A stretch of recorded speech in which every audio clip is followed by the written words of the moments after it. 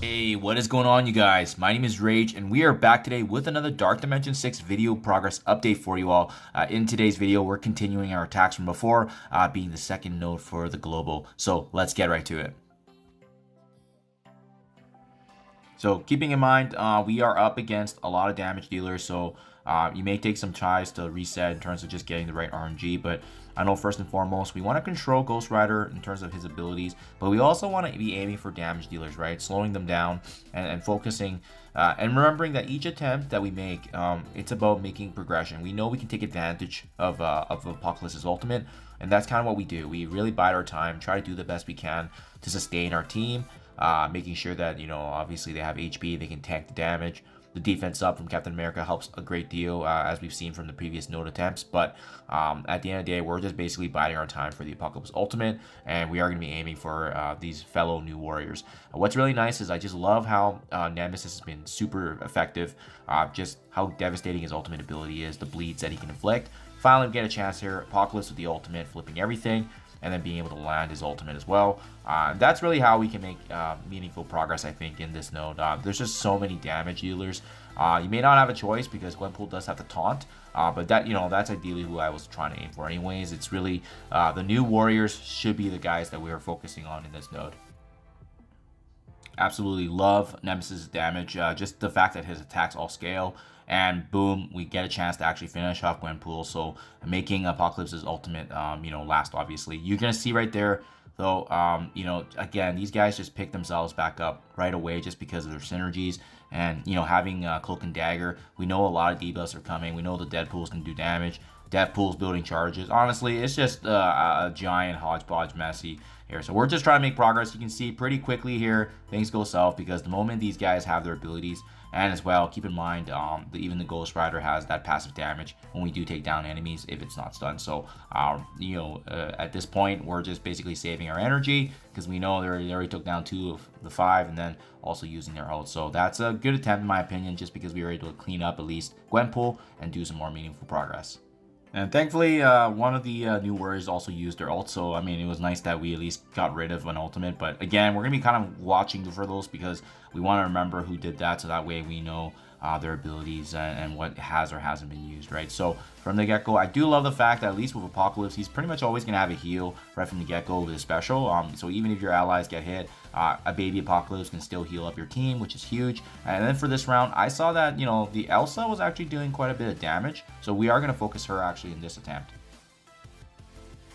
Once again, the Apocalypse ultimate to flip everything. Absolutely love it. And we got lucky because the Ghost Rider is doing pretty good as well, pretty low. So we can target him, obviously doing some damage, but as well knowing that the ultimate is going to be used for Elsa. Just doing some more really good work, honestly. And again, taking down these damage dealers are really what's most important as we're slowly, you know, chipping at them. And then boom, unfortunately another devastating attack from Deadpool, taking down my Captain America. I'm thinking to myself, yeah, I can at least revive him back, not a big deal. Until you see that these Deadpools start just going on a tear again. And back to square one, right? You know, the moment 1 or 2 allies fall, yeah, we're in conservative mode and we're pretty much just trying to build up energy again. Now, it didn't seem like much, but taking down those damage dealers is going to help a long ways now because we make a very, very meaningful attempt now in this attack. So we're first and foremost, we're going to be attacking and stunning and slowing down, you know, some of the key new warriors, especially Dagger, especially Firestar with their burst damage. And we also know the Deadpool's also recently just used some of their abilities. So we know we're kind of in a pretty safe spot, but we are going to be targeting that right side now, aiming for a damage deal. Like I said, I think you can focus for Deadpool as well, but they just have so much regen in terms of if there's debuffs on them. So I was actually leaving them for last just because I felt like it was easier to manage some of these new warriors before focusing on the Deadpools. God, absolutely love it. The Apocalypse ultimate combined with Nemesis. I mean, every time those two happen and link up, there's huge havoc that's being done on the enemies. across the board, especially with the AoE, the bleeds, the slows. Absolutely love it. It's a very, very, like, honestly, those two have definitely been the difference maker for these nodes. But I mean, as well, just the synergy of having a strong, reliable tank like Captain America, and the support that comes with Captain Carter, in addition to, you know, Black Widow doing her part. Everyone actually doing their own thing and being able to support this team. But at the end of the day, it is really the Apocalypse show. How every attack he makes is going to make a dent. And obviously having a stronger Apocalypse is going to matter. But again, if you guys are kind of in that divide between whether or not you should bring up a big Apocalypse for a Dark Dimension, or you know, bring in a baby one, so that way you don't have to level up, you know, obviously the other 23 characters needed for big Apocalypse. It really depends on the goals, right? I know you could be constrained for teal gear. That's kind of why I went this route, but honestly, it's going to add another 5-10 attacks to your nodes potentially, which may or may not mean a lot to you. For me personally, I didn't feel like it was a big difference, because I just wanted to start slowly chipping away at Dark Dimension, and that's kind of why I chose the route I did. And now that we're left with these 5 here, the double Deadpools, Deathpool, and in addition to Domino and Cloak, it's a pretty good mix, guys. Like, we were able to clean up a lot of damage dealers, which is why we've been able to survive this long. And the nice thing is if you're able to time the abilities where they do use their ults, ideally they can focus on, you know, the weaker character with Captain America's HP, and then you can actually revive him back even if he falls. So that's a really good spot to be in. Boom, with the ability block on Cloak, that actually does finish off Domino. And again, now we're in a really good position where we can start kind of saving up our energy, because we know the next wave's coming, but also focus on some of the key damage dealers. So I highly urge you guys to do what I did, which is finish off that left side there. But, you know, keeping both Deathpool and Cloak at a pretty low HP pool, because you can see now we're in a great chance with this new wave coming about to finish them off. And as well, we're probably going to die from this node, but excuse me, this wave, but at least we were to clean up some of the weaker enemies from the previous wave, which is the really big factor here, because you just basically don't want this to compound, right? But thankfully as well, a lot of our allies here did have all their cooldowns ready to go here, so that's ideally the setting that you want to be in.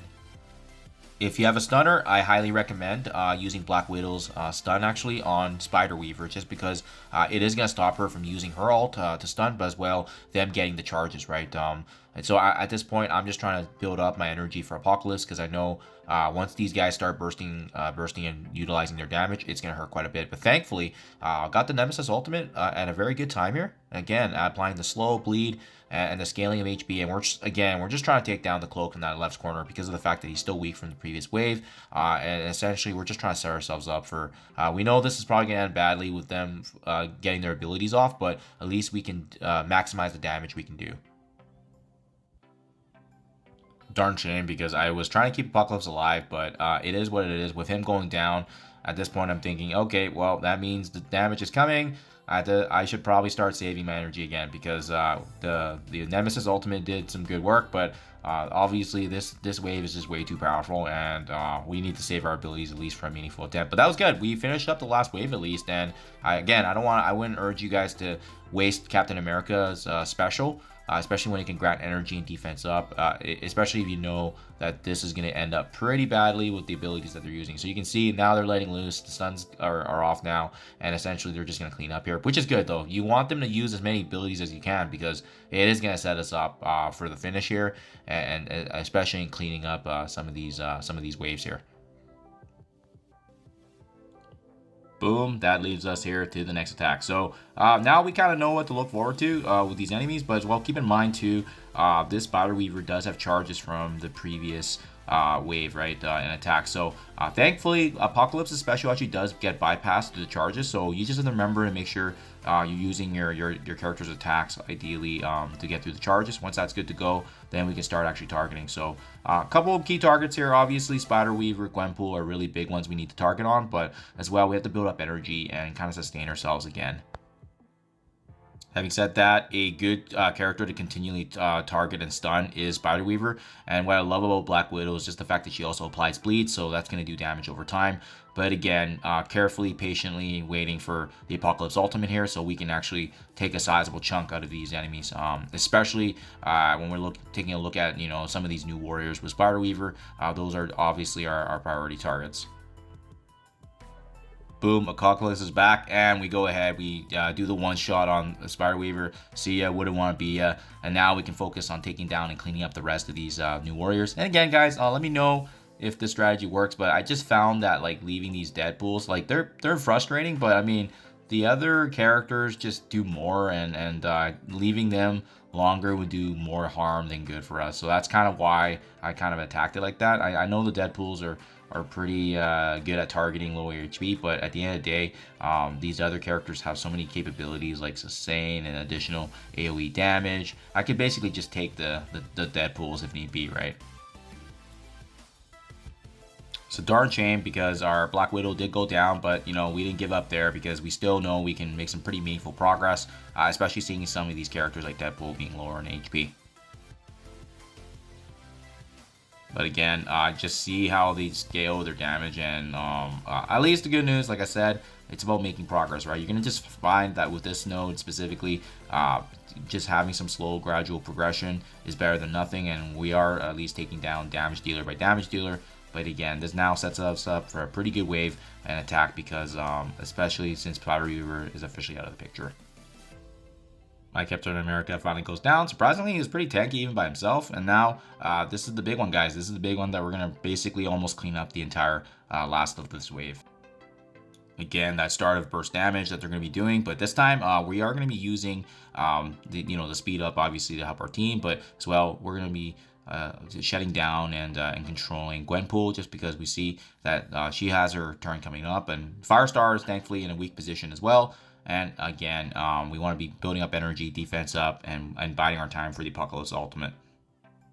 And even attacks like this where Deadpool goes on a tangent, I love how Apocalypse has the retaliation. It's absolutely beautiful, guys. One of the few characters in the game that can do that and just be able to provide that little bit of support even though we don't expect it. It's just nice. With the Apocalypse Ultimate now, finally, guys, we are taking advantage of this. These Deadpools have lasted long enough. We're going to use the full brunt of that to target that right one. So at least that way we're going to be taking down some damage and then clean things up with Captain Carter here.